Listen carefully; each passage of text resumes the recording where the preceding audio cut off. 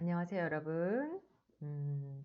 지난 시간에 이제 우리가 각질과 표피를 중심으로 피부는 인생이다와 뷰티 바이브를 가지고 얘기를 나눴습니다. 자, 오늘은 뷰티 바이브 42페이지에 43페이지에 제가 수분의 비밀을 간직한 진짜 피부 진피라는 제목으로 이제 진피를 얘기하면서 탄력의 원천인 기저막과 유두층을 얘기하고 있는 이 파트와 우리 또 피부는 인생이다에서 뭐 진피를 얘기하는데 에크린선, 아포크린선, 그 다음에 뭐 이 작가가 얘기하고 있는 진피에 대해서 한번 얘기를 나눠보도록 하겠습니다. 진짜 피부라고 해서 진피라고 했어요. 사실 그런 의미죠. 그래서 보통 우리가 에피더미, 에피데르마, 에피데르미라고 얘기하는 표피와 진피인 데르마, 더마, 데르미라고 얘기하는 다 같은 말이죠. 이 진피는 너무 흔하게 우리가 쓰는 용어라서 제가 전문가들한테는 커넥티브 티슈 혹은 매트릭스라고 쓰자 얘기를 하고 있습니다. 사실 피부과 의사분들은 매트릭스란 말을 씁니다. 매트릭스가 진피를 얘기하는 거고 수분이 충전된 여러 가지 구조물들이 커넥티브된 커넥티브 티슈라는 말을 씁니다. 그러니까 진피의 피부만 사실 커넥티브 티슈는 아니지만 전반적으로 우리가 뭐 근육이나 다른 부분도 다 커넥티브 티슈이지만 커넥티브 티슈라고 일반적으로 얘기하는 부분은 이제 매트릭스 혹은 진피라고 얘기를 하는 것입니다. 진짜 피부라는 뜻은 이제 이 안에서 실제로 바깥을 싸고 있는 표피가 아닌 이 안에서 혈관, 림프, 세포 이런 것들이 구조를 이루면서 영양을 주고받고 또 내뱉고 또 흡수하고 이런 일들이 일어납니다. 그래서 저는 이것을 진피를 우리가 종단면, 우리가 피부를 종으로 잘랐을 때에 봤을 때는 콜라겐, 엘라스틴, 뭐 피하지방층 이런 것들이 천층 근막까지 있는 것을 우리가 진피라고 보는 것이고 파샤, 즉 근막 이하의 층을 우리가 근육층이라고 하고 또 그 근육 이하의 층을 우리가 뼈로 봐서 그렇게 많이 강의를 하는데요. 진피에서 사실 일어나는 일을 알고자 하여 우리가 표피를 벗겨내면 진피가 보이는 것은 아니죠. 보통 우리가 피가 났을 때, 상처를 입었을 때, 피가 난다. 이거는 진피의 손상이 있었다는 얘기입니다. 그렇죠? 진피의 손상이 있었기 때문에, 즉 혈관이 망가져서 피가 바깥으로 나오는 것이므로 만약에 우리가 표피의 보호 기능을 생각한다면 표피가 벗겨져서 피가 났다는 것은 되게 위험한 상황이에요. SOS 상황이죠. 이런 상황에서 세균 감염, 바깥으로부터 뭔가가 정말 우리 몸 안으로 들어오는 환경이 되면 뭐 여러 가지 파상풍이나 여러 가지 감염의 문제가 있기 때문에 우리가 피부 표피를 대체하기 위해서 뭐 데일밴드를 붙인다거나 뭐 여러 가지 그런 밴딩을 해주죠. 생각해보면 사실 피부는 어려운 기관이 아니에요. 근데 이제 진피는 사실 불편한 진실이 많아요. 제가 우리 테라피스트들한테 이렇게 얘기하죠. 화장품을 하시는 커스메틱을 하시는 분들은 표피를 관리하는 겁니다. 쌓아주고 보호하고 그런 거죠. 지지를 잘 만들어줘서 안과 밖의 소통을 좀 덜 하도록 해주는 수분이 날아가지 않도록 해주고 아무리 더모 코스메틱이어서 영향을 준다고 진피에 영향을 준다고 해도 어떤 신호 체계를 준다거나 신경을 건드리거나 이런 것이지 실제로 뭐 표피와 진피를 가르는 기저막대를 뚫고 뭔가를 집어넣고자 하는 것은 아니에요. 그런데 우리가 진피를 개선하기 위해서는 반드시 테라프틱, 즉 테라피적인 것이 있어야 되는데 그것이 결국은 자극입니다. 그래서 우리가 진피에 영향을 주는 것은 직접적으로 피부를 뚫고 뭔가를 집어넣으려는 것이 아니라 이 기저막대를 자극하여, 우리가 유두층이라고 말하죠. 그래서 기저막대를 자극해서 뭔가 신호체계를 전달하고 그 밑에 혈관을 좀 활성화시킨다거나 그러는 목적이에요, 여러분. 그래서 우리가 테라피를 한다는 뜻은 무슨 뜻이냐면 표피에서 끝나지 않고 우리 진피 안에, 즉 매트릭스를 뭔가 활발하게 만들어주거나 뭔가 안 좋은 뭐 물이 꽉 차 있다거나 체액이 지저분한 것을 좀 잘 관리해서 물리적으로 잘 관리해서 이것을 잘 배농시키고 그래서 깨끗한 상태로 체액을 유지해 주는 것을 의미합니다. 깨끗한 상태로 체액을 유지해 주는 것이 왜 중요하냐면 여러분, 이 안에 있는 세포들이 먹고 살 물이 깨끗해야 된다는 뜻입니다. 그러면 세포의 물질 교환이 잘 일어나고 림프가 잘 더러운 것을 한 10% 정도 빼주고 혈관에 다시 미세순환이 좋아지면서 다시 이렇게 혈액으로 들어가서 우리 몸을 잘 순환하여 다시 심장으로 들어오는 순환계를 가장 잘 이해하려면 이 순환계를 관리하고 있는 커넥티브 티슈, 즉 매트릭스, 즉 진피를 관리해야 되는데 이것이 테라피적인 자극이 없다면 스스로 불가능해요. 그러니까 스스로 잘 하고 있으면 건강한 몸이고요. 어디라도 부종이 있고 어디라도 좀 부어 있고 좀 약간 틀어져 있으면 이렇게 테라피적인 환경이 잘 일어나지 않는 거죠. 그래서 이제 그런 것들을 관리해 주는 게 테라피스트의 역할이죠. 이 부분을 고객한테 이해시키는 게 우리의 일이에요. 고객은 약을 먹으면 될까? 영양제를 먹으면 될까? 그런데 왜 나는 낫지 않지? 이렇게 많이 이제 생각을 하는데요. 물리적으로 적절한 자극을 하여 올바른 방향과 올바른 압력과 올바른 그런 테크닉으로 이 진피 매트릭스와 그 커넥티브 티슈를 물리적으로 잘 멜팅시키고 잘 흐르게 해주지 않는다면 단순하게 근육을 펌핑하는 운동이라던가 스트레칭만으로는 부족함이 있다는 겁니다. 무엇 때문에 우리가 히포크라테스가 일주일에 한 번씩 마사지를 꼭 받아라 라고 했겠어요. 그러니까 다른 사람의 도움이 반드시 필요해요, 우리 몸은. 그래서 의사만 필요한 것이 아니라 물리치료나 우리 같은 뷰티 테라피나 또 마사지 테라피가 반드시 필요한 것을 이미 그 옛날부터 히포크라테스가 말하고 있습니다, 여러분. 자, 그럼 이제 진피에 대해서 좀 더 자세하게 들어가 보도록 하겠습니다. 일단 이 진피까지 맞닿아 있는 게 뭐가 있을까? 그랬더니 이제 바깥으로 빠지는 것들을 먼저 샘이라고 표현하고 있는 두 가지가 에크린 샘과 아포크린 샘이라고 하죠. 우리는 또 에크린 선이라고 말하고 아포크린 선이라고 말하죠. 그런데 이게 에크린 샘은 가장 많이 분포되어 있는 게 손바닥과 발바닥이에요. 그래서 손발에서 땀이 많이 나는 이유는 그만큼 땀샘이 많은 거예요. 그래서 이게 이거는 냄새 나는 땀샘이 아니죠.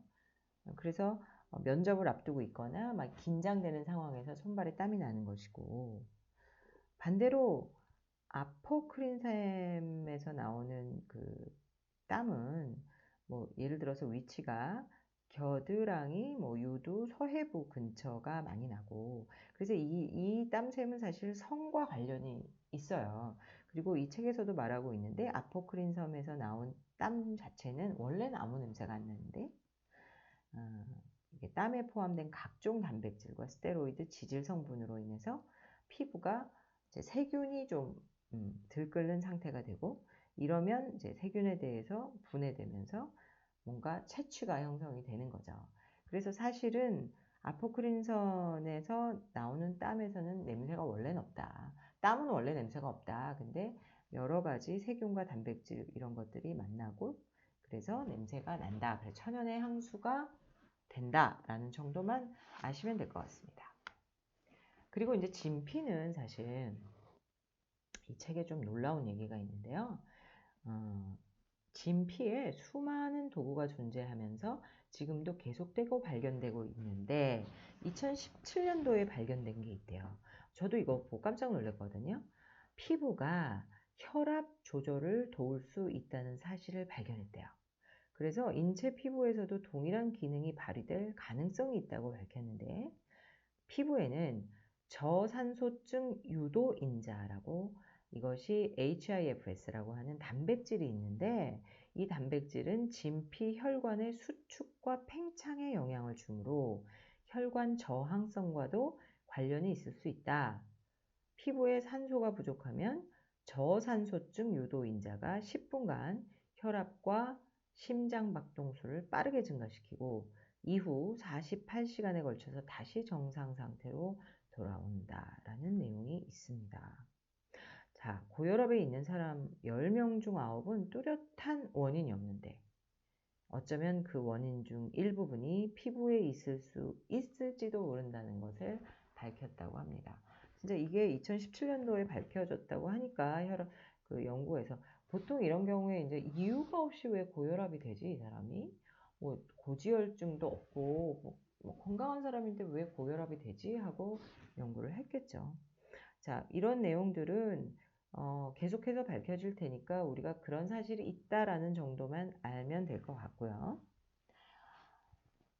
제가 이제 사실은 유두층에 대한 얘기를 되게 많이 강의할 때도 하고 뷰티바이블에 썼는데 사실 유두층의 상단, 즉 이렇게 기저막대라고 하는 더말, 에피더말 정션 이렇게 굴곡 모양으로 되어 있는 요 층이 진짜 굉장히 중요하거든요, 여러분. 그래서 우리가 그것이 어떤 자극이든 간에 자극을 해줬을 때 얘를 자극하면 그 밑에에 있는 진피 유두층이나 그 밑에 신호를 보내서 상당히 여러 가지 긍정적인 신호를 보낼 수 있다는 것을 아셔야 돼요. 그래서 테라피가 왜 효과가 좋아요?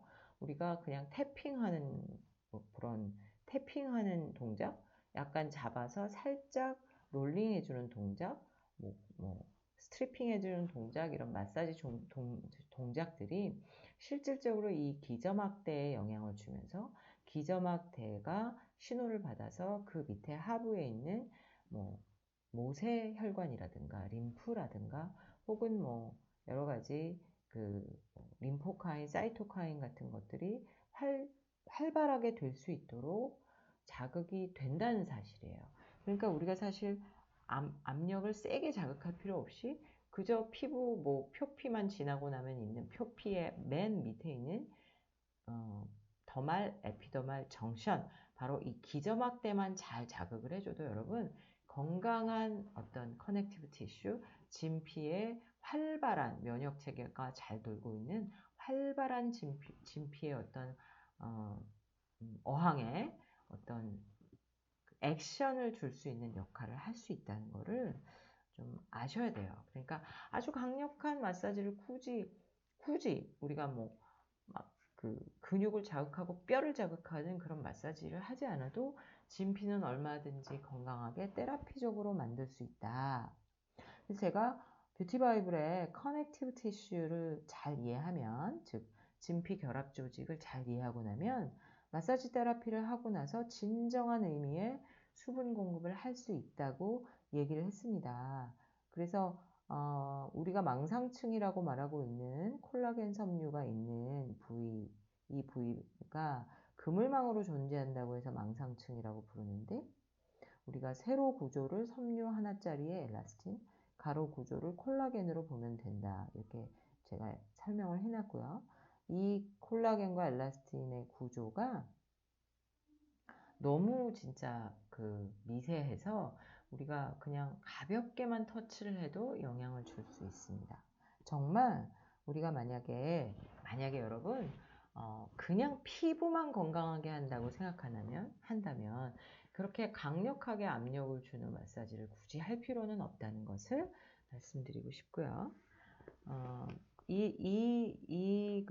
피부가 인생이다 해서 보면은 피부의 진피를 저는 어항으로 표시했고 이분은 도시로 표시했어요. 그래서 피부의 진피라는 도시에 거주하는 다양한 세포 일꾼 가운데에서 가장 인상적인 일을 하는 종류는 면역세포일 것이다 라고 얘기를 했고, 피부가 매일 폭격처럼 쏟아지는 셀 수 없이 많은 미생물과 접촉한다는 점을 생각하면 특수화된 여러 면역세포를 이용한 철저한 무장이 필요한데 그 이유를 충분히 짐작할 수 있다.